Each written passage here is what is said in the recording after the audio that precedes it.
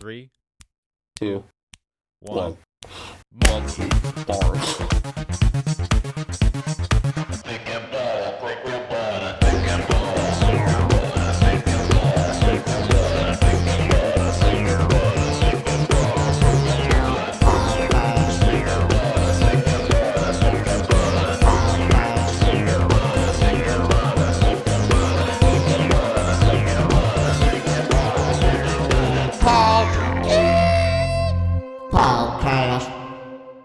Yeah, 60. Oh, wait a second. Was I right? It's 67. Oh yeah, my dude, I god. post the fucking I'm episodes. sorry. I You have to mislabeled listen- it. you have to I'm listen to sorry. me. I post them. I'm sorry. Were you going to say 67 or were you going to say I was 66? going to say 67. Okay, I'm sorry. Anyway. I'm all Hello, wrong. everybody. Welcome back to the Freaking Bugging podcast, episode 67. I enjoyed. Wait, I need to do the intro. Fuck it. It's too far gone. What do you mean the intro? You said hello, everybody. Welcome Well, back to the Thick and Butter. My name's Alex. My name's Jesse. AKA Thicc. Yeah, Butter. And this is episode 67, like I already said. It's still episode 67. Cheers. Cheers to 67 Cheers. episodes. Here, let's cheers through the internet. Ready?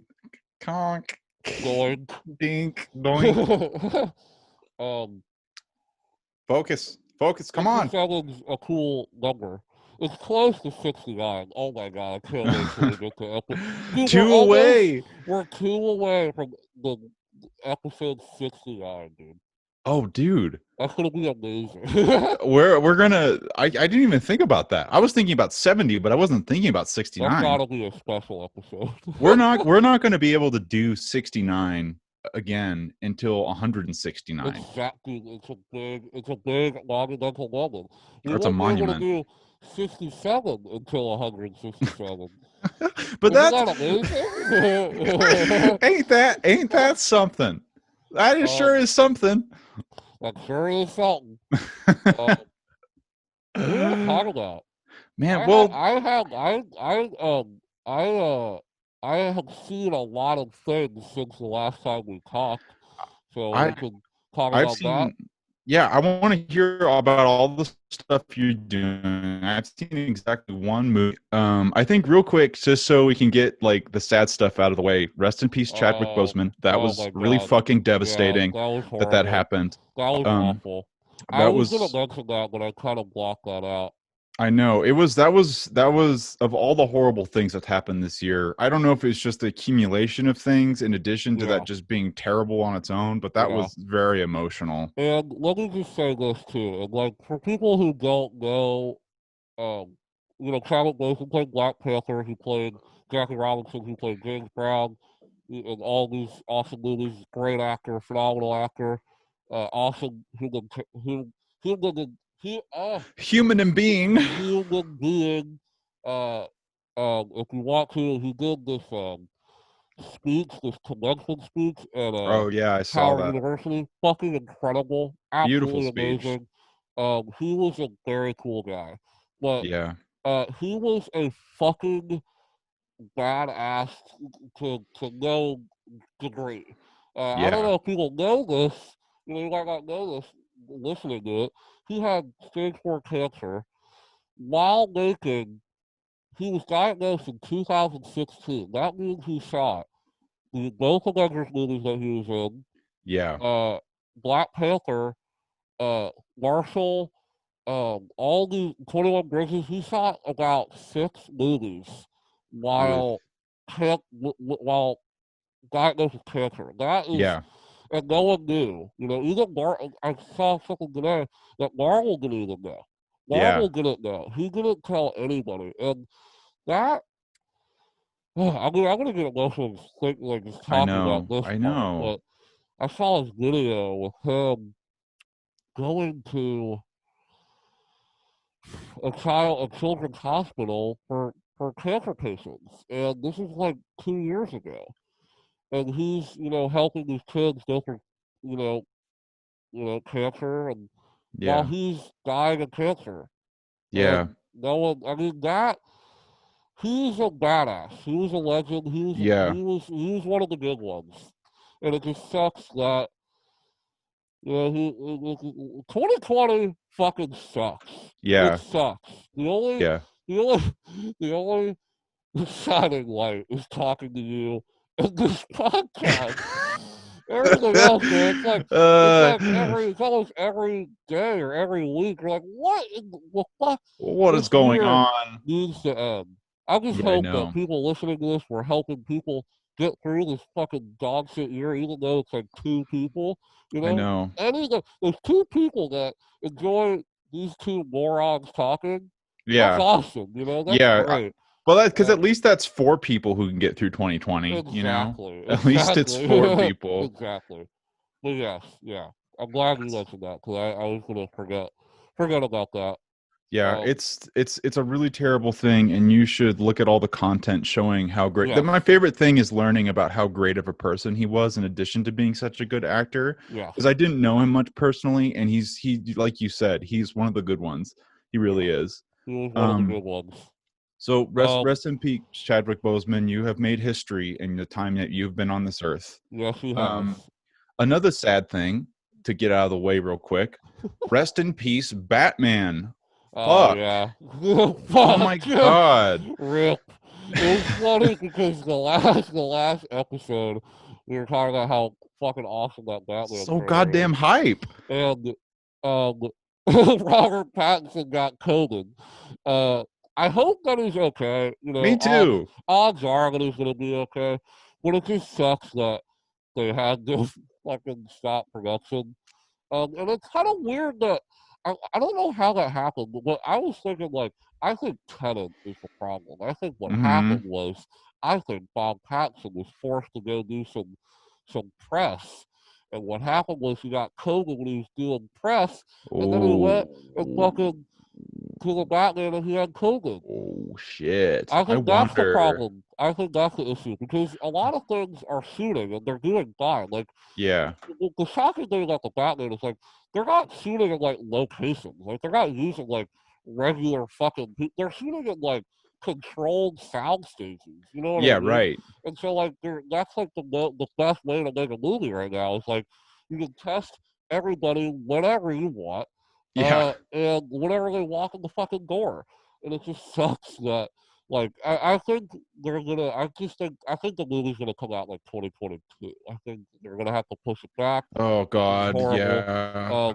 But it will happen at some point. It just sucks that. I hope to God I hope to God that what happened is that they have most of it shot and that this is just a couple of finishing scenes. And it's just like these scenes are crucial, so we have to stop production, but we're really fucking close. I hope it's not half the movie. Yeah, I hope so. I hope not. Oh, because God forbid, because I it doesn't come out. I gotta see it. I gotta see it. You gotta don't make it. Don't make it. Don't make it. We just don't know what year it's gonna come out.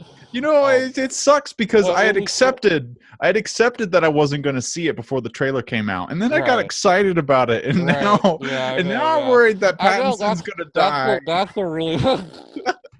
Nah, he's all right. He's a healthy boy. Yeah.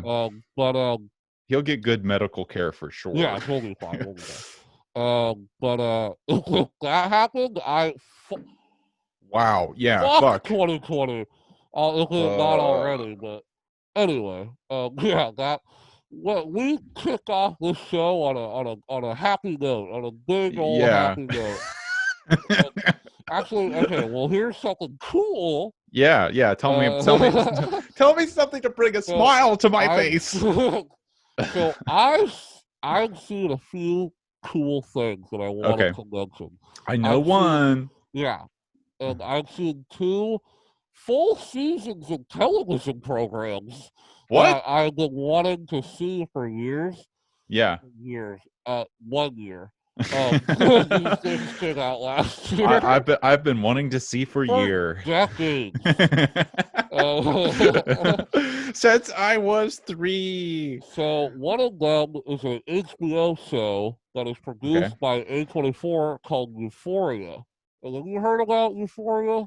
You know, I would be shocked if you Is haven't heard about it. is that the girl? Is that with Mary Zendaya, Jane from Zendaya, Smiling? yes. Yeah, yeah, Zendaya yeah, is the yeah. star of it. I've heard it's And, amazing. yes, and A24 produced it. Okay. And my sister actually was tooting that show's horn as it was coming out. She was like, dude, Alex, you gotta watch the show. It's so fucking awesome. The show's great. I was like, and I saw the description. It's like drug addicted teenager, and I was reading that it's kind of like a show for like the Gen Z kind of like, okay, I don't know if this is for me. I don't know. Even A24's name on it, like even A24, I was Yeah, like, right. I don't know, man. This might just be like this teenage sad fest, right? Yeah. And then one of my buddies, who out of nowhere was like, dude, have you seen Euphoria? And this is like a guy who did not like watch a fucking teen drama like in his life. Yeah, He was sure. like, dude, that show is great. I was like, what?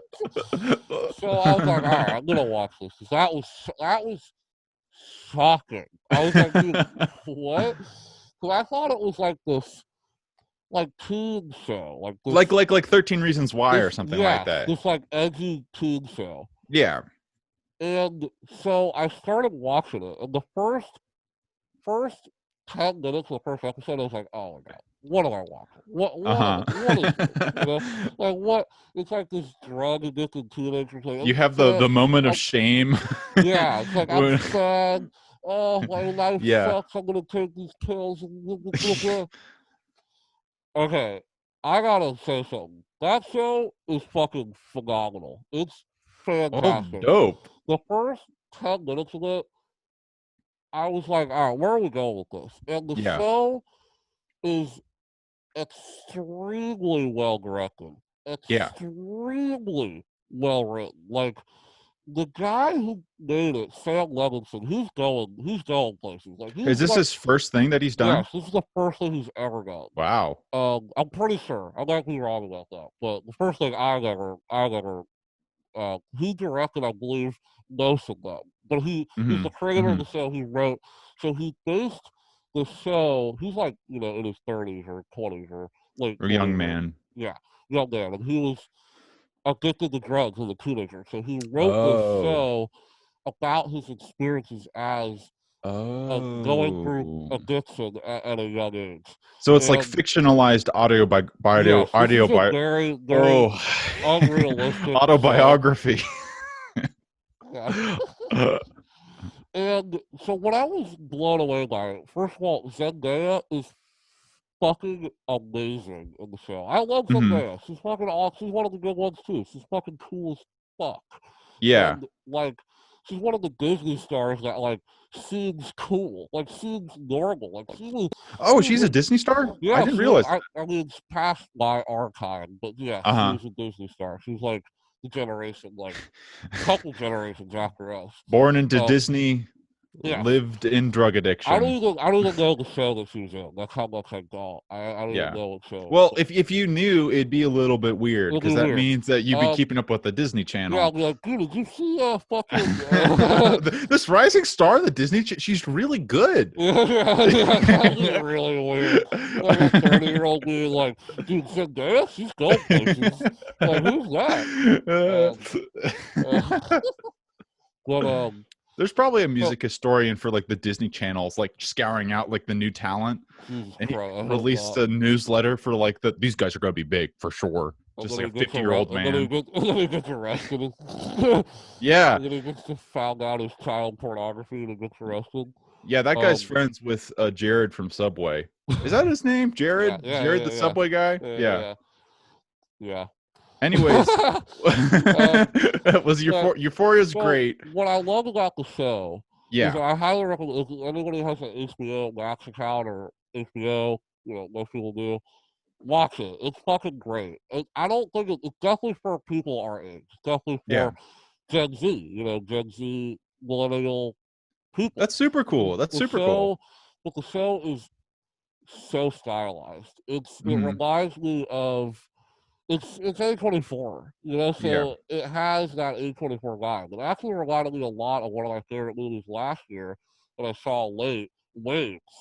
I think Waves is better. I need to see that. Than Euphoria, but Waves is very similar to Euphoria. Is Waves about drug addiction, or is that about like a coming of age? So Waves is a coming of age story, but it's about kind of the thing about Euphoria too. It's not just about drug addiction. It's about sex. It's about like teens dealing with violence, drug, and sex.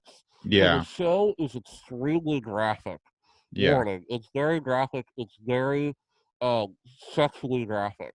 But it takes the does Zendaya? I don't want to be creepy about this, but I'm just curious about how he took. Zendaya doesn't do nude scenes. Not naked. No. But there are teens that do nude scenes, and they depict, teen relationships. They depict, and it's kind of about coming to terms with your sexuality, coming to terms with a lot of different things. And the thing about Euphoria that's so cool too is that it's not just about Zendaya. The shining thing about the show is it's an ensemble. There's that's incredible characters. All the characters are fucking awesome, and they're really fleshed out. Every episode has a cold open to it, and that's like my favorite thing about the show. Can you describe what that is? A cold open is like, so it's kind of a scenes, kind of a sequence or a series of sequence right before the title card. So it's kind of like setting up for what the episode's going to be, right? Gotcha. And so these cold opens are amazing. Each episode shows a backstory of the character that not that the episode's about, but that we met previously. We get more. It's really, really, really well done. It's definitely the best teen drama I've ever seen. So it sounds like the writing's really good, but one of the other things that I think is what I found phenomenal about the clips I've seen from it has been specifically the one-shot cinematography. Some of the sequences I've seen from that show, the cinematography, if you should watch it just for that. Yeah. It's astonishing, especially in TV. I have never seen. Like, they're doing some crazy shit in the show. I mean, there's this one sequence where Zendaya takes drugs. I forget what it was, but there's like an inception shot where the fucking room literally like twists, and she's like walking on the ceiling, but it's not like a CGI effect. It looks like they Nolaned it. They literally Nolaned it. They pulled a Nolan. Wow. It looks like they made a set that was, and it's crazy rotating for a television show. Also, that is crazy. Another thing that I love about the show that I want to mention too is that the LGBTQ plus community is extremely well represented to the point where, one of the main characters is a transgender woman. Is that the correct way to say it? Man, is it transition to woman? Yes. Okay. Transgender woman. Yeah. Yes. And I shit you not, the character in the show is trans. I didn't know through the whole show. After I watched the whole 8 episodes, I was like, wait, she's trans? Like, her name is Hunter Schafer. Yeah. And I was like, she's the standout of the show to me. Yeah. But what I love about the show is it's not there, like the sexuality, being becoming queer or coming to terms with your queerness is not part of the show. No one cares. Yeah. It's just there's lesbians, there's gay people, it doesn't matter. There's trans people. There's not even a mention of anything like that, and that's awesome. That is how we're gonna push forward. When there's totally. Like this, there's no Zendaya's character is a lesbian, and there's no indication for dialogue or anything. They don't set her up as a lesbian; she just is, and that is just amazing. That's super refreshing, spectacular. And also, there's a character, the villain of the show, Nate Jacobs, who represents the masculinity, the toxic masculinity of the show and how it deals with that and how teenagers. It's hard to navigate this when you're a teen, like a. You mean like the toxic masculinity, like how to navigate that? When you're 18 years old, and it shows how most of these teenagers that are bullies, that are dealers and stuff like that, have shit going on in their family life. And the way that it is a fantastic show. I was so skeptical of it first 10 minutes of it, and I was hooked. I thought it was fucking great. I can't wait for season 2. I can't wait. Well, that's super awesome. That's a really great pitch. Yeah, I'm really interested in it. So A24 doesn't make bad shit. Oh, dude, this is off topic, but whatever the fuck happened to the Green Knight from A24? Is that not happening now? I mean, it's done. They just don't know when they're gonna release it. Yeah, man, I was so excited for that movie. I was so excited for that movie. I think it's probably gonna. I don't know when. Those indie movies, they have a hard. We talked about this before, but they have a hard. Thing to do, right? Because they want to make money, but they're trying to figure out the way to release the movie because it's hard. It's really hard because everyone, it's all just so fucked right now. Like all movies it's crazy. I was thinking the Bond movie's coming out. No Time to Die, because the trailer came out today, another trailer, and it said November, so I guess it's coming out. Oh my goodness, which is cool. I just don't even understand. It's so weird that I don't have a top 10 list. At all. I'm not even close. I don't have 10 movies. There's not even 10 movies. Yeah, I don't have 10. I haven't 5. Yeah. It's like I could make a top 10. Man, that was good. Oh yeah? That was cool. Yeah. I never saw that. I've seen Onward and Palm Springs. That's the only 2020 movies I've seen. That's it. I have seen those two, only the Five Bloods. And then that's true. That's true. And then you had Bad Education. That movie's phenomenal. That's another HBO movie. Yeah. Tenet. Can I review Tenet? Yeah, dude. Tell me. I'm curious about. Okay, I'm curious. First of all, let's talk about the theater experience in terms of safety. Do a little PSA about it, and then I want a non-spoiler review of what you thought of the movie. And you can ask me questions. Because I didn't compose a review or anything for it, so you can ask me questions about what do you think of this? What do you think of this? Cool. So I went and saw this at the Toll Family Theater in Sewickley. If you live in Sewickley, I highly suggest going to see Tenet there. But it was great. I mean, I walked in and everybody there had a face shield on. Everybody working there, and basically the cashier is just guarded. Where everybody's doing, guarded by plexiglass. Yeah, the plastic. Yeah. I bought my ticket online. They scanned it. Talked to the owner, nice guy, great guy.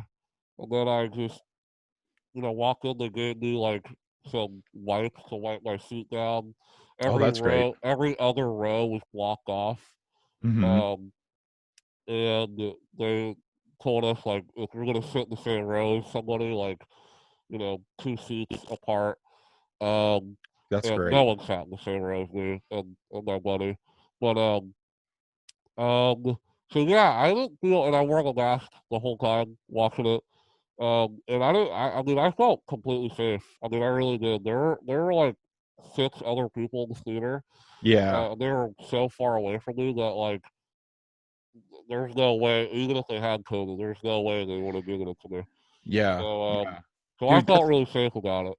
That's really that's super great to hear. And what I just thought about is that it excites me because it's okay, well, it seems possible for people to go and see movies, but the problem is that that's not going to make any money. It's not going to make any but money. So I'm very curious about it because on one hand, it's the only movie in theaters, right? Yeah. So it actually might make some money.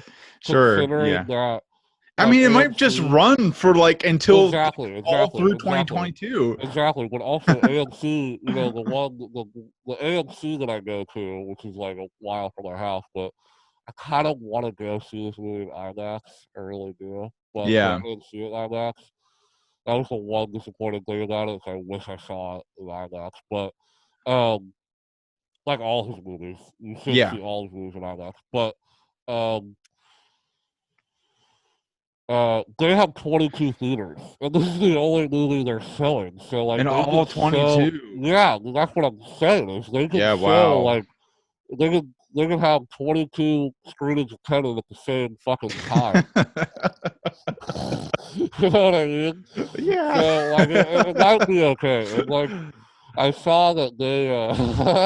I mean, but like, still, funny. like you. That's pretty funny. I If remember. you have 22, that was whenever we saw Endgame. Yeah, that's what it was like. Every theater was showing Endgame. Yeah, there were but like, okay, if you have 30 theaters and there's what, like, let's say just 50 seat per theater. You do the math of that. You have like two. Like, it's a lot. Well, there's way more than 50. Yeah, like way more, right? But like, if you do it like in the normal theaters, it's like, how many people were in your theater? What? That's Alex when he sneezes, he does a Bowie because he has to hold his trach and he also covers his mouth. Yeah, so he does like a Bowie dab. Bowie. Yeah. Holy shit, dude, I never even heard of that. Yeah. That's funny. That is what I do.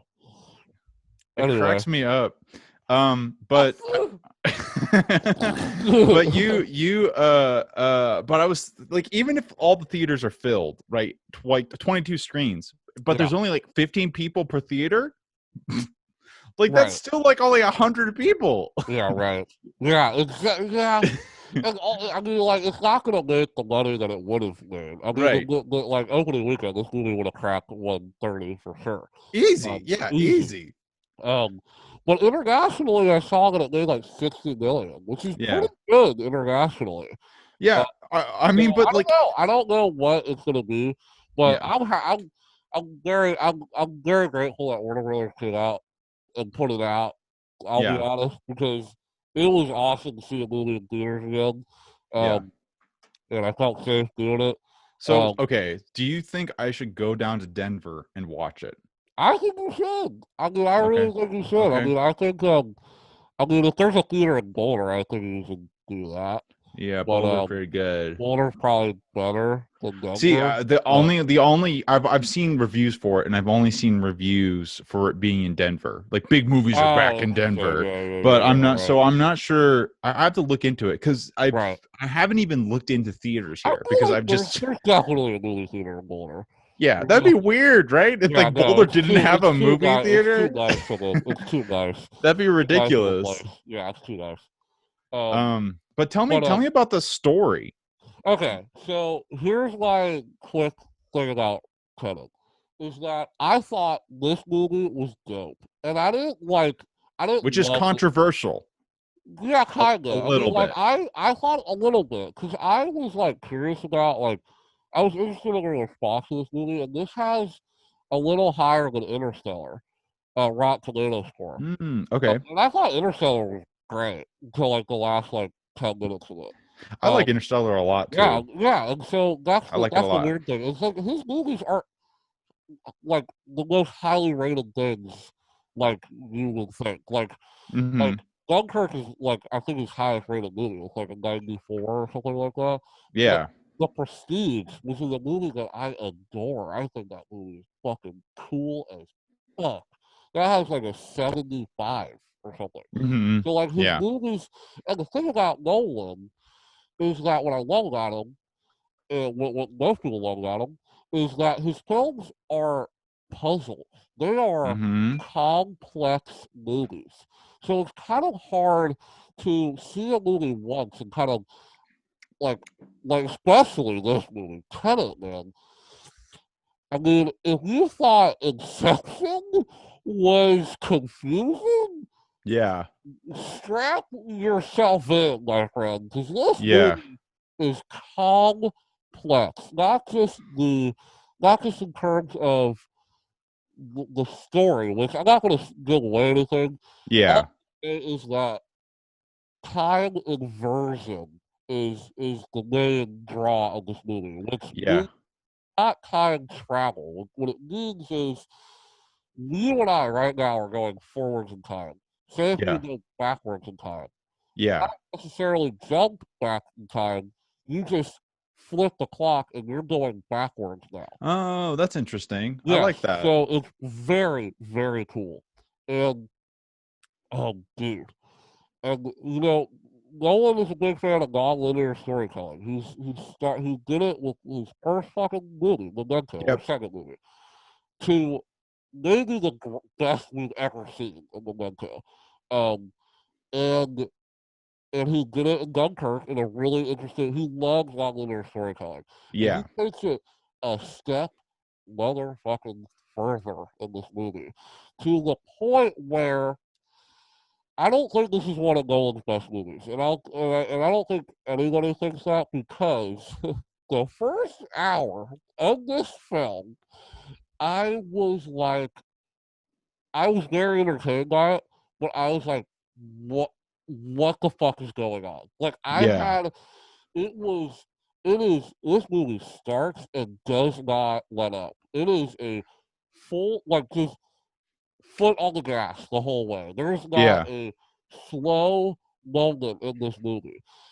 And with that, you get a lot of, the Nolan, exposition, right? You get a lot of the Nolan Yeah. Yep. exposition, which is good exposition. It's really fucking cool.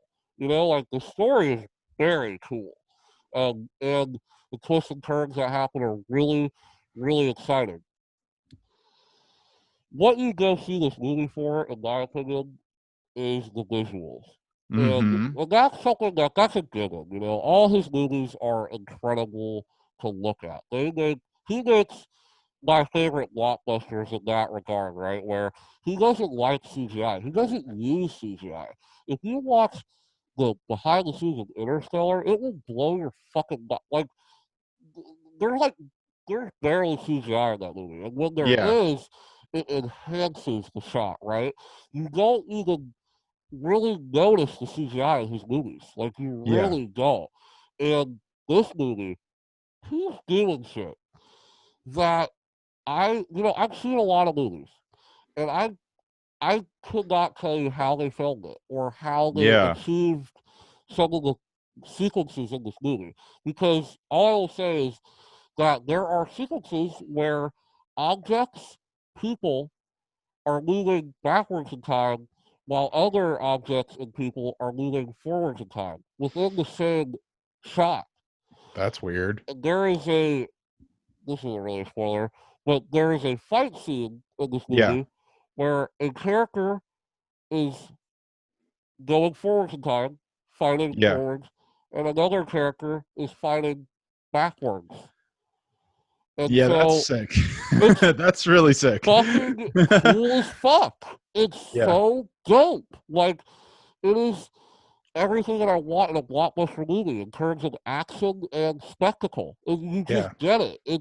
Dude, he crashes a fucking 747 fucking plane into a building in this movie. Like, a Wow. legit huge ass plane into a building. Like he does that in real life? Like he like Yeah. runs a I mean, plane into a building?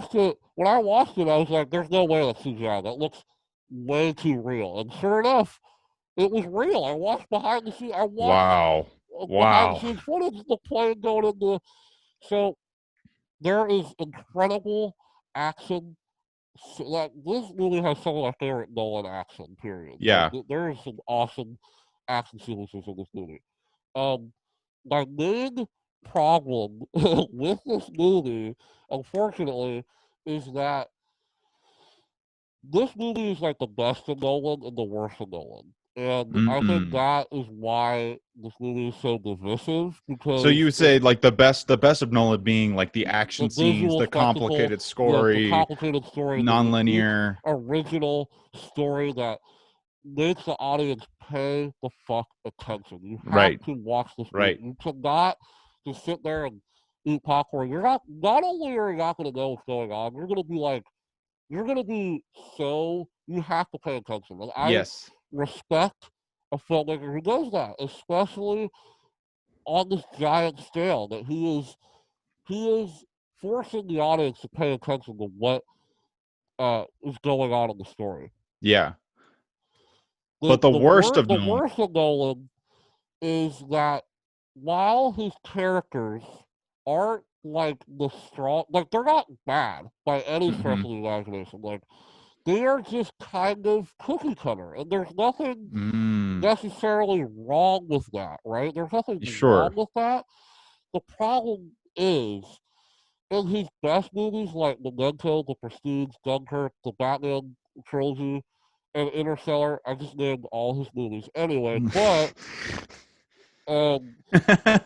especially Interstellar is that the emotional pull of the characters drives the journey, right? Sure. Yes. Like Matthew McConaughey's character in Interstellar is phenomenal. You care so much about him. You care about his family. You care about his journey that he's going on. Yes. I understand what Nolan was doing with this movie Tenet, but John David Washington, who is fucking phenomenal in this movie, and Robert Pattinson, all the acting is fucking great, but Robert Pattinson is awesome. He's cool as shit in this movie, but but the protagonist, John David Washington, you don't know much about him. You don't, and it's on purpose. There's definitely a reason why. He's kind of anonymous. The emotion, there is an emotion. It's not like this movie's like emotionally inept or anything. There's an attempt at an emotional core. It just didn't grab me as much as like Inception. You know, at the end of Inception, the catharsis of Cobb's character and finally reconnecting with his family, and Interstellar, while I think it's kind of corny, McConaughey, you know, finally seeing his daughter on her deathbed. Spoiler for all these movies if you haven't seen it. But you know, there's not the emotional core of this movie didn't hit me that much. I was more impressed by the way that the story goes and how he flips the turns on you and how the ending to this movie is. I mean, the first thing I said when I came out of it, somebody asked me like, "How was it?" And I was like, "Dude, that was a trip." I mean, it's just a trippy movie. I mean, I would suggest if you're in a place of legal marijuana usage, go see this movie high as fuck because it is awesome. I mean, just you don't even have to understand the story. This movie's entertaining as shit. I mean, it's just such an awesome visual spectacle. But when I look at Nolan, he gives you this puzzle that you're either on board for solving that puzzle or you're not. And I mean, most of the time when like movies have puzzles and stuff, it's just a human thing to like to work through those kinds of stuff. That's the thing that Nolan does is that he clicks into sort of like a unanimous human inclination to like these stories where we're figuring something out. And he does it in a refreshing way where it's not just like twist, like how M. Night Shyamalan kind of fell into that stupidity. He kind of has been able to maintain that the puzzle. I mean, he's a genius. And it's also his brother too. He worked with his brother, so it's two people. A genius. And the way, like, I mean, I saw this video the other day of him talking about. Have you seen Memento? Have I seen it? Yeah, I love Memento. Yeah, okay. And you know the narrative, not to spoil, like, I know a lot of people probably haven't seen that movie, but the narrative structure of that movie is fucking insane, right? Yeah, bananas, just bananas. And I saw this video of him talking about how he came up with this. Right, dude, this guy thinks on a level that not a lot of filmmakers do. He thinks, and this movie is like that, but it's not. I think that it's not. It's a little like I'm seeing this movie 2 days ago. I don't really know what happened. I mean, I have an idea, but I need to see it again to kind of see if I think this movie is convoluted as shit or genius or genius, right? But at the end of the day, though, this is an extremely entertaining movie. And also the point about Nolan, the thing that's significant about Nolan is specifically the place that he lands as a director. Nolan's not the most experimental filmmaker. He's not making as crazy stuff as Lynch, who Lynch, who we're going to talk about, which will be a good example. He's not thinking like totally outside of the box. The thing that's cool about Nolan is that he's thinking inside of the box, outside of the box. Yeah, right. Yeah, sure. Yeah, I mean, so I think, because like, he's an experimental Hollywood director. Yeah, that's well, what's cool about Nolan. The thing about what I love about him too is like he makes it no secret that he's making Hollywood movies. And yeah, and that's cool. That's what I love about Dunkirk. Mm-hmm. To me was, besides Memento, was him proving that he's a real artist. He's somebody who can make films on a, like, I mean, almost every Dunkirk is. I rewatched a little bit of it like a couple days ago, and every shot in that movie to me it's awesome. He is one of the greats of our generation. He is, whether you like it or not, he just is. And yeah, it's just cool to see a guy like this making movies with like a $200 million budget. And mm-hmm. this movie is just so bananas. It's bananas. And some people think it's too bananas. Like, I saw some like reviews that were like, the reviews that I've read for this movie that are negative are usually, I had no idea what was going on and I didn't like that. You know? Yeah. Yes. Or this is an emotionally, distant. And those are two criticisms that go along with every Nolan movie. So I would say, go see this movie, see for yourself. It's definitely something different and unique. Yeah. And I thought it was really fun and cool. What was I going to say? I think that you have convinced me to try and go see it because I would love to discuss this with you. I would love to discuss it with you. Dude, this movie will be crazy to talk about. This movie will be crazy to talk about. Another thing I want to mention, the music is it's good. Fire. So Hans Zimmer, his collaborator, who's on most of his movies, Hans Zimmer is one of our greats. The score in Interstellar, just listening to that today. Yeah, I really like the score in Interstellar. Is so good. Like, he's using like a clock for like the rhythm, and he's using I love that. So cool. Anyway, but so Hans Zimmer was busy with Dune. So he didn't score this movie. Yeah. So who scored this movie was Ludwig Göransson, who I don't know him. Oscar-winning. He made Black Panther. He did. I do know him. Yeah, he produces for The Mandalorian. He produced. He makes great music. Yeah, he's awesome. And dude, there's this car chase, and the music. I was literally like sitting there, just like. Cause it's so dope. Like, it's so like, cause he's young and he's obviously like, it's very like electronic based and synth based, and it has that heavy fucking Nolan bass to it. Yeah. It's so dope. The score is so awesome, and yeah, man, I was very pleased with this movie. I didn't think it was like Nolan's best, and I don't really think it's probably one of my favorite movies of his. Yeah. But still a really good movie. And a really great blockbuster movie that I think everybody should see once in their life. Yeah, well, that's a PSA. If it's safe for you, go see Tenet because it's the only thing that's out right now. I think we should transition to talking about the movie of the week. Another Nicolas Cage movie. Another one, the second in our series of Nicolas Cage movies, which there will only be 2. How many Nicolas Cage movies we reviewed? Did we do one on Mandy? I think we must have reviewed Mandy. We must have done that.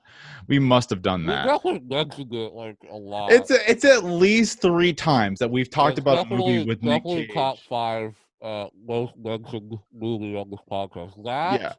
What else do we mention a lot? Lynch. We mentioned Lynch a lot. Yeah, mentioned a lot. Adaptations come up a lot. The Shining. Yeah, The Shining comes up a lot too. Yeah. But the movie of this week, we're going to talk about David Lynch's Wild at Heart. Wild at Heart. Which to me, the movie that I haven't seen. It's one of his. Oh, that's cool. I don't know. I want to ask you about all the movies that he has because I'm not sure how many I've seen. But this one is like, I don't know if I'm right about this. It feels like this is one of his lesser known films, like not as popular. You know, I don't know because my dad today asked me what we were reviewing, and I was like, "Wild at Heart." He was like, "Oh, I've seen that." So I don't know. Like I Oh, don't that's know. Like weird. so I don't know. I mean, this movie won the Palme d'Or in 1990. Oh, another So Palme d'Or winner. That's yeah, cool. yeah. So I don't know. I don't know. I think it might be one of his most profitable movies. Oh, Actually, that's interesting. That and kind of makes I have sense. a theory to that. Yeah, yeah, yeah. I have That a kind of theory. makes Yeah, sense. yeah, it does. Um, but I Yeah. haven't. This was like not the one that. It's definitely not one of his weirdest films. No, It's not definitely not. like No. it's not like a Razorhead. It's That not was like the like first thing I was going to say about this movie. This is yeah. his most. I thought this movie was great. I Yeah, mean, me too. I thought this movie was awesome. Right, yeah, right off the But bat, I thought it was genius too. yeah, yeah, I thought it was great. I don't think this is definitely not one of my favorite Lynch films. I think this is definitely. I just like his weirder side more. You know, I like Yeah, Eraserhead. I like Mulholland Drive to me is still his magnum opus. yeah. I've seen all his movies now, and except for all the 400 short films he's made, but I've seen all Mm-hmm. these feature films that he's made. You see, except for Fire Walk with Me. Yeah, lie. I lied to Yeah, you. I have not seen Fire Walk with Me. I'm yeah. You planning to. can't get nothing past me, son of a I'm bitch. planning to because I haven't seen Twin Peaks yet, so Yeah, yeah. I It gotta makes do that sense. It before. makes sense. But um, and this is like I love this movie. I thought this was Yeah. great. But Wild at Heart is a little story that David Lynch has written with Nick Cage and Laura Dern this is as also the based lead on a roles. book. This is one of Oh, this is only movie. Let me think. that's based on This, something like a yeah, I book. feel like this is his only adaptation that he's done. Let's see. I Well, feel like The Elephant Man was a true story. yes, yes, The Elephant yes. Man was a true story, but that wasn't based on like literature, and that was based on. Well, Yeah, I guess it was based on literature. It was based on a story, real life it's rare. story. It's rare for him to do stuff like this. Yeah, the Straight But Story. That was also an adaptation of a true, a real life event that okay, happened. so I guess he kind of does this every once in a while, but specifically a book is Yeah, unusual. he's never made a movie based on a book. Yeah, which is significant. Yeah. But this story is about Nick Cage and Laura Dern who play as this young couple who are Sailor madly and in love. Luna. Say Sailor, and is it Luna or Lula? Lula. Lula. Okay. Yeah. And they're madly in love with each other, Yes. and Lula's mom hates Sailor. Marietta. And what happens is that we can basically they run away from home after a series of events, and it's about they're falling in discovering themselves, and you know, building their relationship, which is a strangely simple plot for a Lynch film. It is a very simple movie, and that was one of the things that kind of blew me away about this, and one of the things that I kind of loved about it is that one of the things that I think turns some people off with Lynch, and completely understandable, is that sometimes we'll do detours, right? We talk about Lost Highway. That whole movie is a detour. Insane. Yes, the whole dude. movie is a detour. Yeah, it's going off the exit one. You're on the highway for a little bit, going off another exit into like a ditch, and then you go it's madness. It's pure madness. For Lynch fans, we love those exits, right? We love those detours. We love those weird, just bizarro turns that his films take. These abstract, avant-garde-esque moment scenes that happen in his whole filmography. Yeah. And this film has the least of them. There's not a lot of. There's definitely weird imagery and Lynchian shit in this movie, but it's there. Yeah. It's too minimum. It kind of this movie stylistically reminded me of the Coen brothers. Reminded me of a lot of movies like Bonnie and Clyde. It reminded me of a lot of stuff. It's Lynch's very unique take on this specific romance road trip genre. Yes. But it's obvious it's so unique because it's Lynch, but it's very much that genre. It has the Lynch stamp on it. And I think through that is through the humor in this movie is bizarre. It's Yeah. bizarre, and I thought this is his funniest movie for Yeah. sure. I The agree. first, I think this is his most quotable movie out of 100%. It is any so I've funny, man. seen. It's Um, so quotable. yeah, and and so yeah, let's just like get into it. So basically, the movie starts out with Nick Cage. Like this great opening scene where Nick Cage just kills the guy. Like Yeah.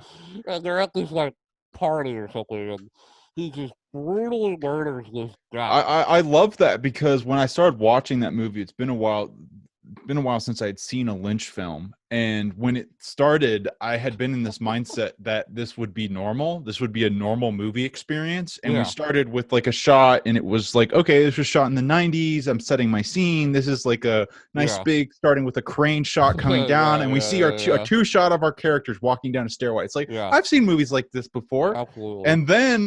And then, like you said, that man walks up to Nick Cage's character and is like, hey, I just got hired to kill you.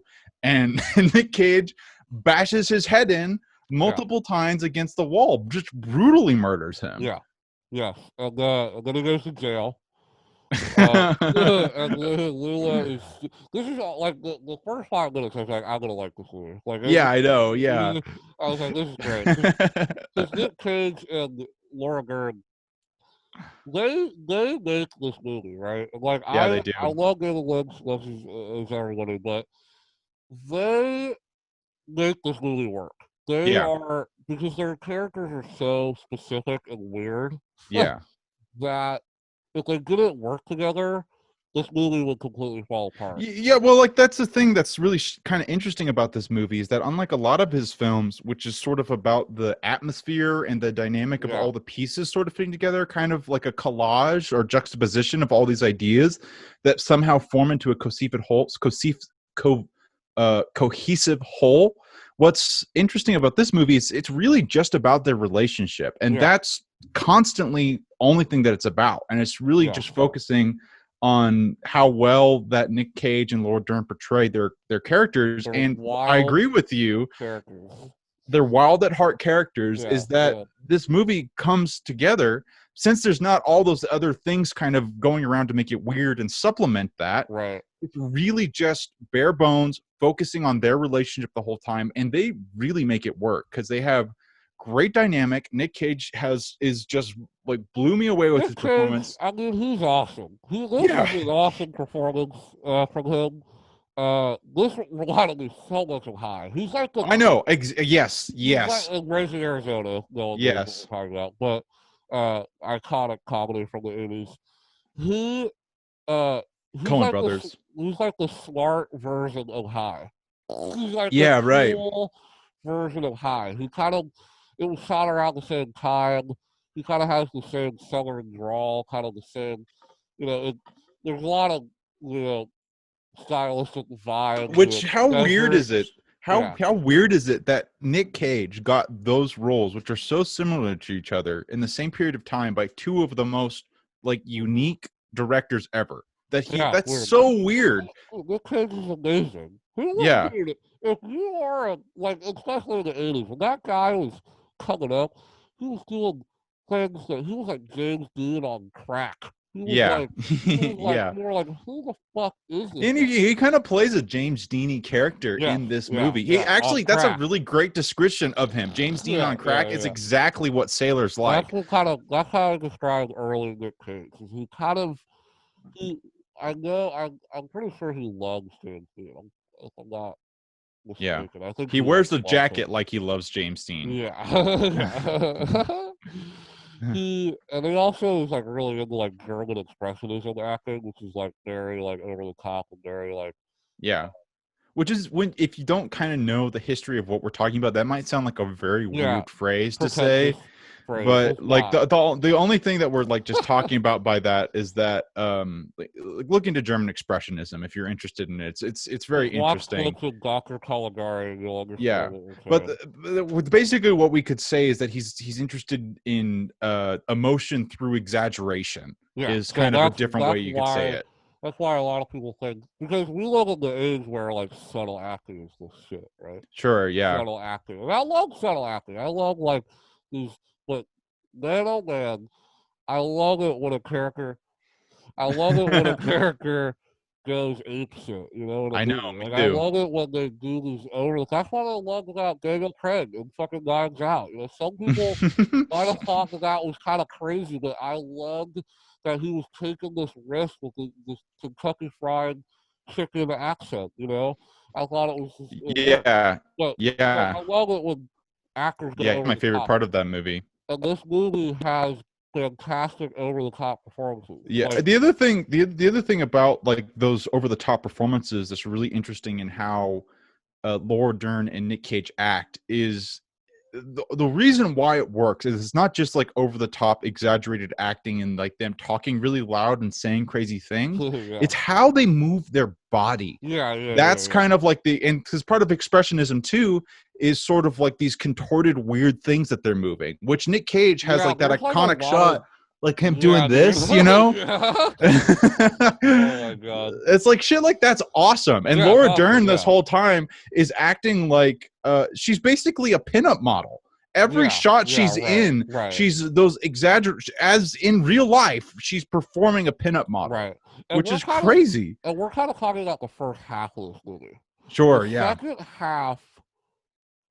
You mean like after they get to Big Tuna? Yes, when they get to Big Tuna. is when the movie kind of turns into a Lynch movie. Like, you know what I mean by that? I do. The second half reminded me a lot of Blue Velvet.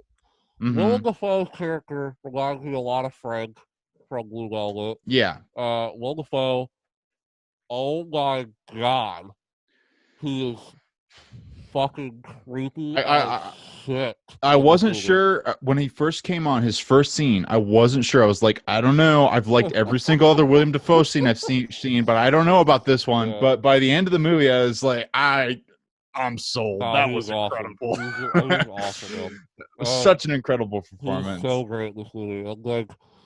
I kept thinking about The Lighthouse when I was watching his performance though, because I was like, I bet Robert Eggers loves his performance because why would he cast Willem Dafoe's character in The Lighthouse that clearly is an insane person?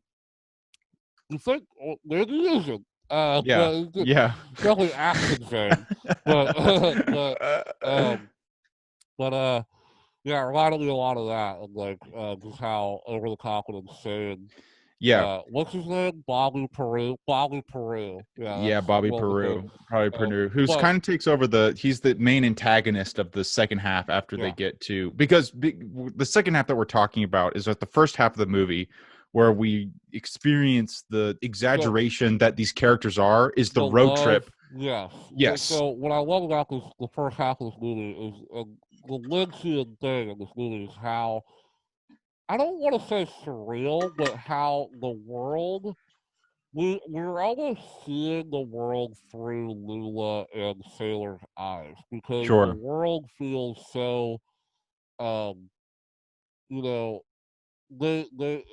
it's so weird, because the tone of the first half is very lively and fun, and we're just going cross country, and we don't give a fuck. We're just go to these dance clubs and sing and have sex all night, and just I think vibe illustrates that, right? It absolutely. Surreal moments where Nick Cage will just be in a fucking dance club and go, the microphone and he'll sing fucking just jump into that, straight up, and these girls are like, it's like the world is where we're seeing it through these love-struck characters. Right, which sounds weird because that's usually how movies go, where we have a main character and we see the world through that. But it's weird for Lynch to do that. It's really strange for him. That's where the comedy kind of comes from in this movie. It's like, like when Nick Cage starts singing, I was like, "This is so fucking." Do you think great. Nick Cage sang that? No, I think not. I kind of think he sang that. It looks a little lip sync to me. It looks a little lip sync, but I can believe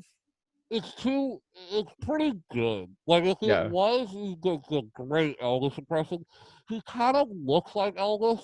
Yeah. In a really weird way, but I don't know. I really don't. Yeah, the two songs. I would love to know if Nick Cage actually sang the two songs that he sang. Because it was they were yeah. Yeah, I one of the things that I really fucking adored about this movie was that obviously this movie's about dysfunctional people, but the great thing about this is that these are dysfunctional people. Sailor and Lula are fucking dysfunctional as fuck. But their relationship is actually super healthy. It's a really healthy relationship, which I think is like just a level of genius in interpretation that only Lynch could really walk that line. And I don't know, maybe the book is like that too, but I love that Nick Cage is not a sexist guy. He's not sexist, and you can tell that he's kind of stupid, but he's not really that sexist. And he doesn't say things. He only time the thing I think is great about their dynamic is that the tension and the emotions in their music, in their scenes that they have, because they have like a hard point in a drop, because at some point Lula gets sexually assaulted by Bobby, and that's kind of a really horrible moment for their relationship for multiple reasons. But like in fucking insane scene, really disturbing scene, but like the situation.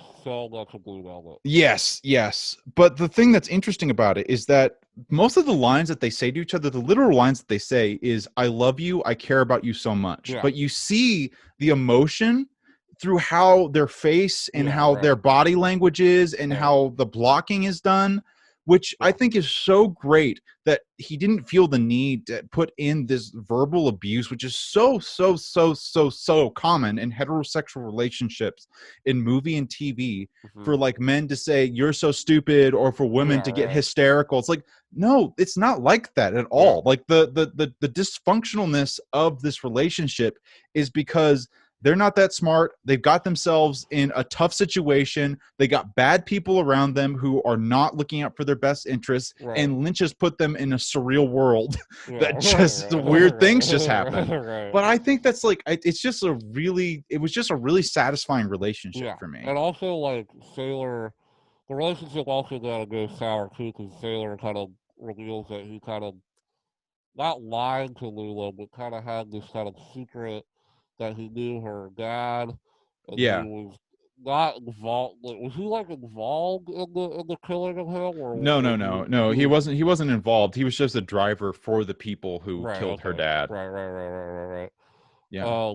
And so that's like a really good point. I mean, Sailor in this movie, like, you would think that he's this like, there's gonna be a moment in this movie where he like disrespects Lula, or he's this like southern good boy.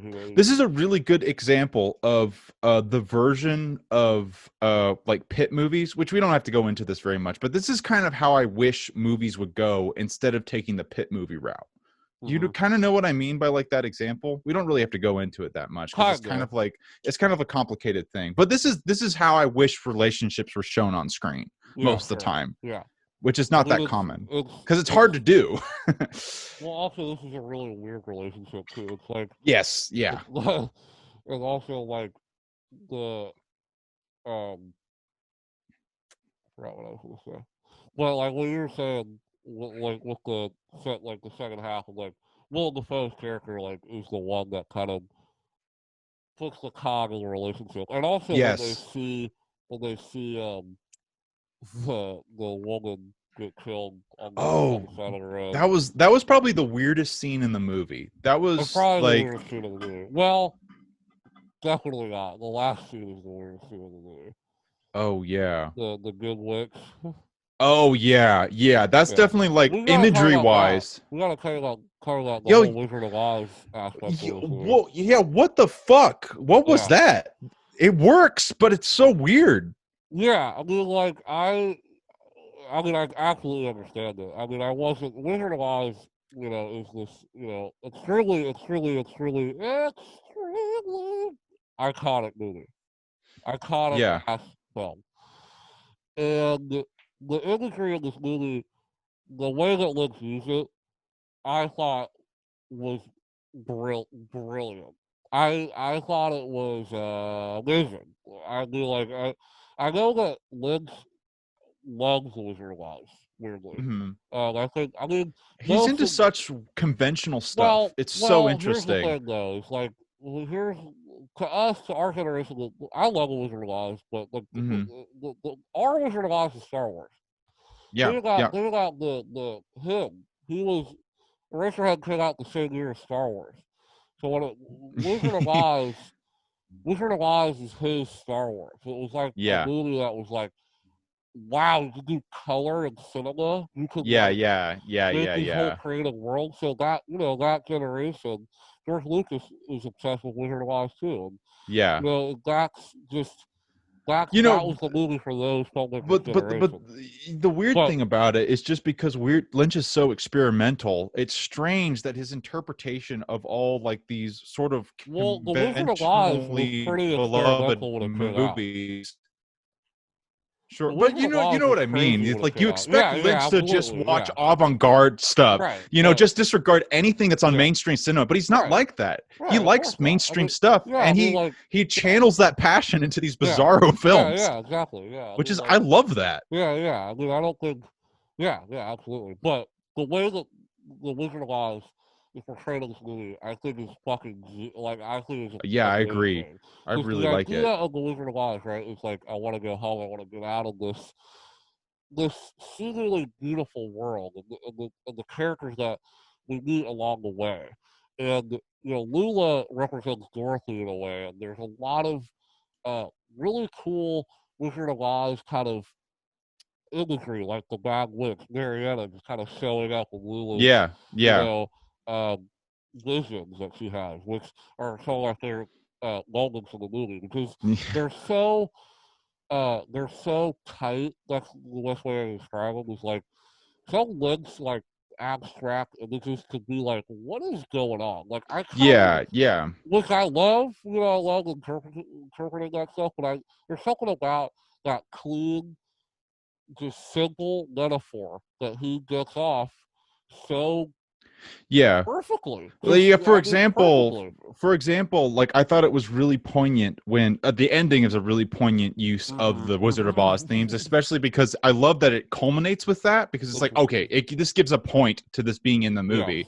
But the other moment that was really emotional for me was when after Lula gets assaulted by Bobby and she clicks her heels. Yes. It's like, wow, Yeah. that is a really so interesting. that's what I was kind of leaning towards. It's like that moment to me is genius because it's taking this iconic. I mean, it's something that in cinema has happened for fucking years and years and years and years, right? Where images are recalled back, to invoke a feeling, from nostalgia or anything. But the way that Lynch uses it in this movie is so poignant because it's reminding you of Dorothy, in Wizard of Oz when she's doing that, it's I want to go home, I want to go home, and when she clacks her heels, she goes home. Yeah. In this moment, clacks It her doesn't heels, happen. she's in this deeply dark and disturbing moment that she clacks her heels. And she doesn't go home. She stays there. And there's something so emotional and poignant about that. Whether you got like, it's it's like Wizard of Oz means a lot to her and a lot to the people in this whole world in this film. Weirdly, like almost every character mentions the Yellow Brick Road or some Wizard of Oz imagery, Yeah. which is really fascinating. There's a whole. I didn't watch it. I looked at the bonus features of the Blu-rays that we bought. The Yeah. Shout Factory. Yeah, yeah, Shout yeah. out to Shout Factory, by the way. Yeah, it They're was a good awesome. Blu-ray. I like They're the Blu-ray a awesome. lot. Shout Factory's sick, but they like do cult movies and stuff. But there's like a whole special feature on there about the Wizard of Oz and the connection to this movie. So I would That's love interesting. to I would watch like to watch that. that. Maybe it goes deeper than what I even thought. Yeah, which is it's really interesting with I didn't really connect with the literal themes of it. Like I didn't necessarily see it as a mirroring of the story, Yeah. but more as like an interjecting of the themes of Wizard of Oz to color the themes of this movie, absolutely. Yeah, and sort of to change it works out multiple. Yes, yeah, which is what Lynch always does. He doesn't really have it to say. Like, again, a great counterexample is Nolan, where it's just like you're supposed to figure out this puzzle. With Lynch, it's like, here's all these things. How does it make you feel?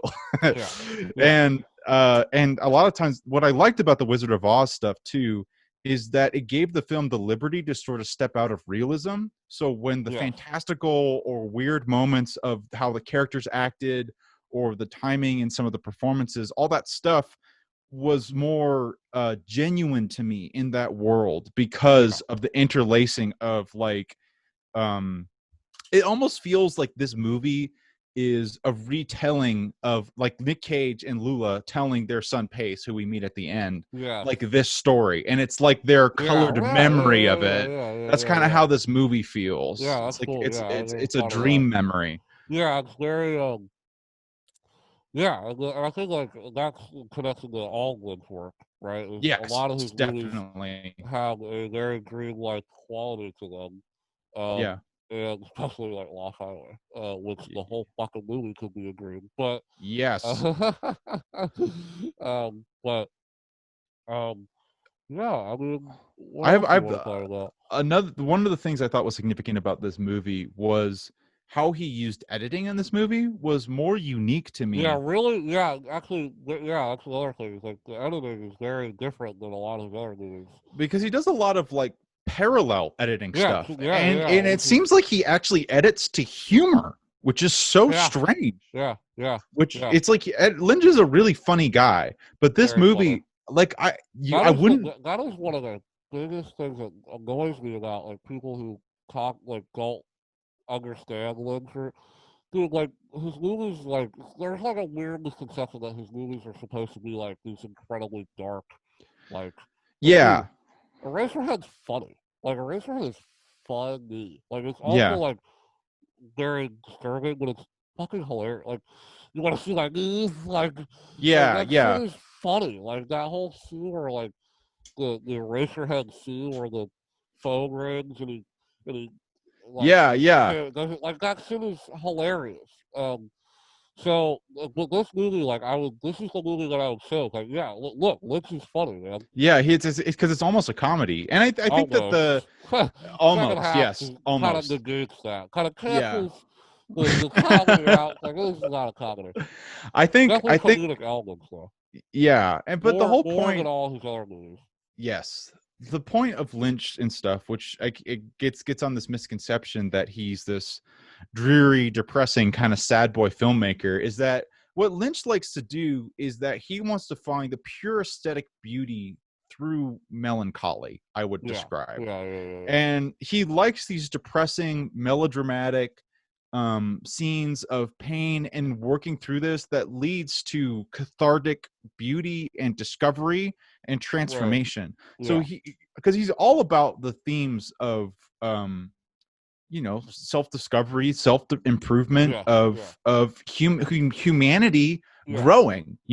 He's not depressive, he's not a cynic, he's not a nihilist. He's not Lars von Trier. No, he's not like that. So it just so happens that, and I think that's what I think is really great about Lynch, because to me, real beauty is kind of horrible or painful to get through, because to see true beauty, you have to go through a lot of pain and work to be able to experience it, which I think is another thing about why I love this ending so much, because this movie, phenomenal. The ending of this movie, if we break it down, the ending is the guy gets the girl, right? That's all this ending is. But man, did this emotionally, it just hit me so much more authentically than any other like boy gets girl. So let's talk about this. Another Raising Arizona connection. Yeah. Fucking bizarre Raising Arizona connection. My favorite line in Raising Arizona is represented in this movie. But so basically Bobby is like, you got a kid on the way, let's rob a bank. And he's like, all right, let's do it. And so they put pantyhose on their head. Oh, dude, that's so true. Boy, you got a penny on your head. Like I was like there had to be you could not tell me that was not a literal reference. Like I've never seen a I have person no robbing a idea. bank with a penny on their head. Yeah. Other than raising Arizona, I don't know. Like, I don't know. I feel like that is kind of a common theme for but stuff, it but I doesn't could even be hide wrong. your face. I know, it's You pretty see your funny. face straight up. Like that's the funny part about it. If there's any crime professionals out there, please Yeah, please let demystify know. this Do for us. people rob banks with a pantyhose on their head? Or does other Boy, movies depict it that way? yeah, there are other movies. There's definitely. I mean, I don't know, dude. Boy, That's a great moment there's a that does kind penny of on link it your back. head. But so he gets arrested and he goes back to jail For 5 years. 5 years. And then so the ending is he comes out of jail. We should talk about Marietta at some point because her Yeah. performance another favorite of Yeah, mine really in this weird movie. performance. Weird, hilariously over the top, and fucking awesome. I don't know. Yeah. I wish I knew her name, but I don't know who Yeah, I've never the seen that actress actor was, but before. Yeah, incredible, the absolutely actress. amazing. Also, Henry Dean Yeah. Stanton is great in this movie as Yeah. Oh as man, that's a weird Johnny. scene. The way he dies in this Oh, scene. that's so Wow. bizarre. Yeah, with That's one scene where I'm like, I don't even know what that was, but it was cool. yeah. But but the ending Yeah, the specifically, the ending. boy So gets girl. Sailor comes out. Lula is there with their son. And they drive off, and Lula kind of pulls over, and she's like, I can't do this. And She gets out of the car and yeah, kind of gets out of the cries and has car. a moment. And Sailor is like, all right, well, I'm out. I'm This was leaving a now. mistake. This was a mistake. And he walks away, and he runs into these dudes. He's like, and he gets his ass kicked by them, right? Yeah. And then he gets visited by the good witch, and he basically tells him like, follow your heart, Which like the good witch is Laura Palmer. yeah, right, Cheryl Lee, yeah, absolutely, and and she basically tells him like, follow your heart, I don't know the lines. Don't give up love. Don't give up love. Don't go. There's nothing And that's worth more than love. yeah, which is hilarious. It's Yeah. great, but also like very poignant and very. Yeah. That's why this ending works so great, right? Is because it's so over the top and really funny that he has this vision of the good witch. The whole movie we only get the bad witch. We only get Marietta as this evil witch, and the good witch is represented kind of in this Wizard of Oz esque shot, right? Yeah. And he accepts it. He goes into the traffic and he jumps into the cars and he finds Lula. Standstill's traffic. So he's running over these cars, Right, like on running over the the cars. hoods of the cars. Jumps up on Lula's car and starts singing "Lovely Tender." And that's how the And movie then ends. the credits roll. It's fucking great. It's beautiful. It's beautiful. It's a great callback to Sailor's character, that how he wanted to sing "Call Me Tender" to the girl that he was gonna marry, to the girl that he was gonna spend the rest of his life with. Right. Which is that's established in the wonderful pyramid mosh scene after he sings his first ballad to her. I wanted you to sing me "Lovely Tender." Like, I don't say "Lovely Tender." So. Yeah. Which it was a promise as it turned out. So it's like such a good ending to that. Yeah, it's great. This movie kind of proves that Lynch can kind of make like conventional movies. Like, yeah, seriously, is like this definitely has like weird elements to it. Yeah, but like, which makes me really wish show this to anybody. I know, I would too. This is just a cool movie. Like, it's really tightly directed. Definitely like one of his most like concise movies. Like, there isn't really a scene where out of place or anything. It's very tight, very tight. I have my one criticism I would say of it is that I didn't find the like the trajectory. I liked Bobby the William Dafoe's the villain of that. Yeah. I didn't like the trajectory of the mom and Santos's villain arc. Like that whole arc. I don't remember what happened at the end of that. Well, that's because nothing happened. Yeah, like it didn't come back in the end. It sort of just got dropped, and it wasn't really that interesting of like a subplot for me to begin with. You know. True.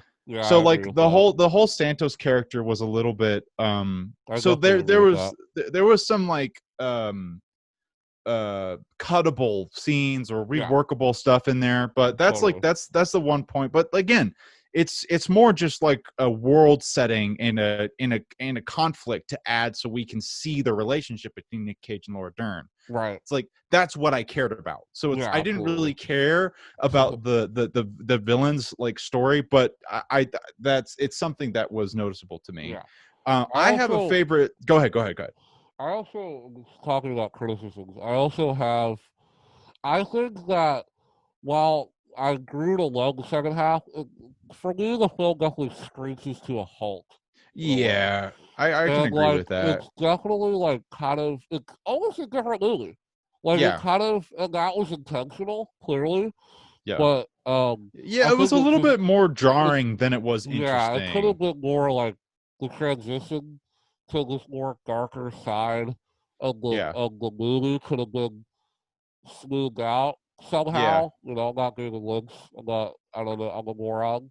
So I don't know how you would have done it. But to me, it just felt kind of, this is a different movie, man. This is dark, man. This is about like abortions and, you know. You know, it's like, whoa. And where's the fun Sailor and Lula? Yeah. But, you know, but that was the point of the movie. Anyway, that was my only criticism. Yeah. I have a favorite scene of this movie. Do you have a favorite scene of this movie? Here, let me tell you my favorite scene, and then you can say if you have a favorite scene. My favorite scene of this movie, which I think this will be one of my favorite scenes of any movie I have ever seen, ever.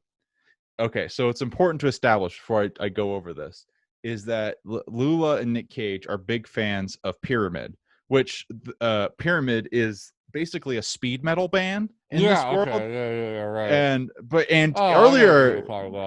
But earlier in this film, we see them doing this really strange dance where they go see a Pyramid concert, and they dance like they're in the 50s, but they're moshing, which is so bizarre to watch that. So let's just establish that they're fans of Pyramid. So there's one moment where they stop and get gas, and Lula asks Sailor, "Oh, let me drive for a little bit." And so it says, "Oh, thanks, babe." And so he's in the back and he's resting. And Lula's driving the car and she's messing with the radio. And the radio says, "Oh yeah, and we have reports of the man that after he killed a woman, he fucked the corpse." And she's like, "Oh!" And she changes the channel, and then it says, "Oh, and they're releasing sea turtles and other sea life so they can help eat the corpses out of the river." And she says, "Oh!" And she pulls over and she says, Sailor, I can't listen to any more goddamn radio. Buy me some music right now." And she has gotten out of the car. And she's screaming, and Nick Cage wakes up and is scanning through a little bit, and then they find Pyramid, and he goes, "Pyramid!" And Nick Cage backflips out of the car, and then they mosh, and it's a huge crane shot where they see them. It's a beautiful shot as they're moshing to this speed metal thing in this hilarious fashion. That's and that definitely one of my favorite scenes, for sure. Which is like I love that scene. I love that scene. That movie, I'm so happy I have the Blu-ray just for that scene. Yeah, it's incredible. Yeah, it's so good. I also wrote my notes that I'm glad I watched this movie because I learned some more dance moves. Nick Cage taught me some more dance moves. We got some dancing to do. So good. Dude, I'm gonna study those dance moves now. That's gonna be my repertoire from now on. The way that he dances in this movie, you can look that out anywhere. No one is gonna be like, "What's this guy doing?" They're like, "Whoa, I respect this guy. This dude is just moving." Yeah. But that's definitely one of my favorite scenes. I'll go a little darker. Okay. The seduction scene with seduction, not seduction, but assault scene with Bobby is pretty fucking crazy. It's just Yeah. it just reminded me of Blue Velvet, which is another like probably my second favorite Lynch movie. Fuck me. I mean, it's just Yeah. like whoa. Oh, Oh. yeah. But Will Dafoe is just excellent in that Yeah. scene, and he just gets his teeth. I mean, everything Yeah. about it. It's just his performance is so great. Like his look is so like iconic. It's like this horrible Yeah. teeth with this like fucking cholo mustache. It's Yeah. amazing. You know, it's incredible. Um, but yeah, that's probably my favorite scene. Which is that's And attacked by the Dorothy. Um, yeah. way darker than that one. Yeah. But I Another definitely like that a lot. another favorite scene of mine is the bank robbery scene after Oh William my god. Dafoe turns Yeah. on Nick Oh Cage and yeah, you that was see him just great go too. bananas. Yeah, that was Also, awesome. the way Yeah. William Dafoe dies is my favorite way I might have ever seen a character die. Because the setup for it is Dude. he Oh my god. as Nick Cage and Willem Dafoe are robbing a bank, and there's a cop outside that has inconveniently come up to them, Yeah. and Willem Dafoe turns out to be a hitman that's trying to kill Nick Cage. Watch the movie; it makes sense, kind of. Yeah. And Nick Cage runs out of the bank and takes a dive so he doesn't get shot by the cop, and then William Dafoe comes out and he's holding a shotgun. And the cop Smiling and the is the widest you've ever seen a man smile in your life. crazy man smile. Yeah. And the cop shoots him like 6 times, and he falls over and like lands on his shotgun, which like turns up as he falls. It blows his head off, and his head bounces off the wall like a melon. Yeah. It's fantastic. Yeah. Fantastic. Yeah, it really is. It's so like I thought he shot himself. Yeah. I thought that's what happened. No, that he did. He shot himself with the shotgun, yeah. which blew his head off. Yeah. That's amazing. Yeah, like it was, yeah, such a what a way to die. I know, gloriously, like glorious. Why do that? Yeah, I know. Just to do that, like what I love about that is just like I just want Willem Dafoe to die the coolest way I possibly could make him die. Yeah, and he just did it. Like there's no practical reason why Willem Dafoe blows his head off. Yeah, it's great. Yeah, really over the top and great. Like Nicolas Cage's reaction to it is like, oh my god. Yeah, I think he says something like "poor bastard." Yeah. Great. Yeah, dude, this movie's awesome. Yeah, I think that as like we can't really delve as deep into this movie as something like Lost Highway or right. his movie, because it's not that movie. It's very much more of a straightforward narrative that not much is open to interpretation with this movie. It's a surreal, goofy love story, and that's about absolutely. It. Yeah, it's super great. It's really, really awesome to watch. There's a reason why it won the Palme d'Or. Yeah, totally. Well directed. I will give a bit of a warning, I guess, because this is a wonderful and easy Lynch film to watch for people initiated to Lynch. It's still a Lynch film. It's still dark. It's still disturbing. If you want the easiest Lynch movie to watch The Straight Story. That movie's rated G. Yeah. I need to see that. It's great. Yeah. It's a great movie. But yeah, but it's like this is not on the easy watching kind of like Palm Spring is, which it's fun but interesting. This is still like it's easier to watch than Velvet Man, Eraserhead, Blue Velvet, Mulholland Drive, Lost Highway. Well, it's easier to watch than almost all his movies. Yeah, but it's still Lynch. Rough. It's still rough. Yeah, and I think I agree with you that this is not like my it's not my favorite Lynch movie, but that's in comparison to Lynch's Lynch's movies. Right. It's still one of my favorite movies I have seen, like maybe ever. I love this movie so much, but I had more like Lost Highway changed my life dramatically after I saw it. Dramatically. Like same thing with Eraserhead, Mulholland Drive. All these movies I saw them, and it's like I am forever changed. And this movie affected me. I love thinking about it, but it wasn't quite like the constitutional transformation that his other films have had for me. But I love this movie. Yeah, absolutely. So what do we do now?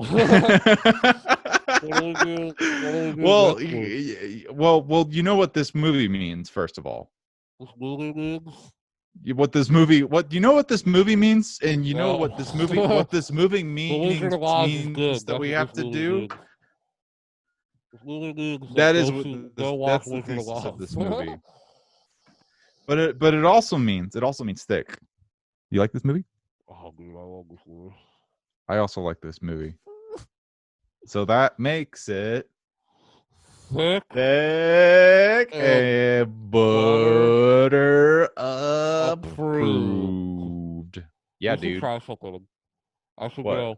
This is Thicc, and then you go and butter. Oh, dude, let's do it. Yeah. This is Thicc and butter approved. No, yeah, straight up. All right. This is Thicc and butter approved. Perfect. Nailed it. Excellent. We should just keep in like all the practice in addition to that. We're not edit out anything in this podcast. No cutting. There's no cutting. Everything in. Everything.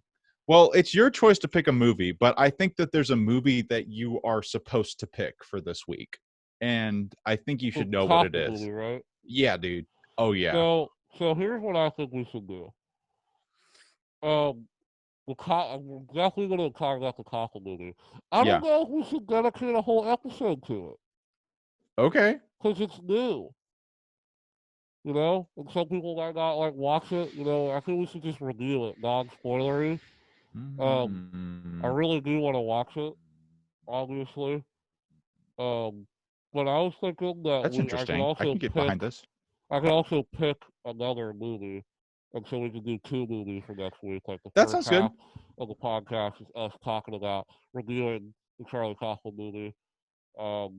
It's called, what is it called? I'm thinking of ending things. I'm thinking of ending things, and we should do that. And then I got my which was put on Netflix today. If you want to watch it today, yeah. Today. I think that this will be funny. So we give away. Okay, so we want to make a stoner comedy in our that's something that we in our future. Write. At some point in our lives, we will make that movie.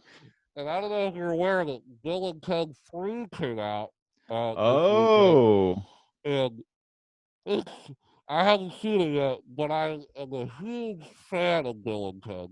Okay. I don't know if you've ever seen Bill and Ted's Excellent Adventure. I've seen the first one.